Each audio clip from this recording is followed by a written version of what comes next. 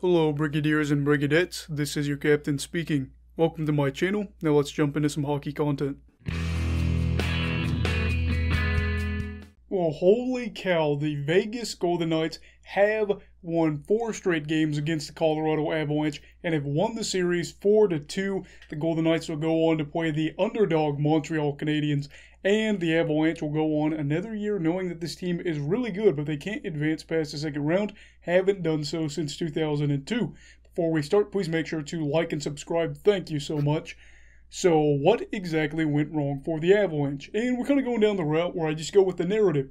So the first thing is the Avalanche didn't score a ton of goals in games 3 through 5. Over the course of those 3 games, they scored 5 goals for an average of 1.67 goals per game, well below their regular season average of 3.15 goals per game, which actually was first in the league. And although this team is deep, guys like Nathan MacKinnon, Gabriel Landeskog, Cale Makar, and Andre Burakovsky combined for 0 goals and 3 assists in those 3 games. When you have 4 players like that aren't able to get on the stat sheet for goals and assists, it's going to hurt you. And these guys were all big pieces of the team for the majority of the season, but things just couldn't work out there, especially for Nathan MacKinnon in those 3 games. I believe he was held pointless in those 3 games. And another thing to note for Colorado, the narrative which will head into the offseason that we'll focus on, is the fact that they couldn't win in the Fortress. They were 0-3 in Vegas. And it's not always as simple as saying, oh, this is one reason why a team didn't win a series, but it is a big thing to note that if you lose at home and you have home ice advantage, you're going to have to win on the road.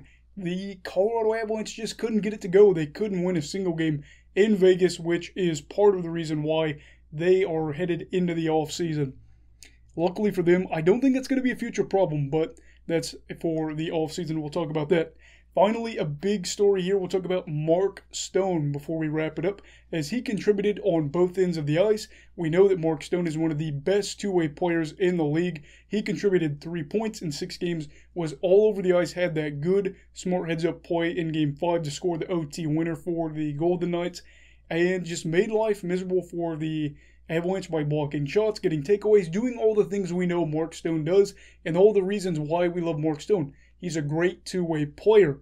So, for Colorado, it is not time to panic. This is a really good team. They have an amazing core, and, some additions now going into the offseason would probably be much appreciated if they could, and that way they could make it a trip to the 3rd round Stanley Cup Finals, maybe win it. Otherwise, it would be a 5th straight year not advancing past the 2nd round.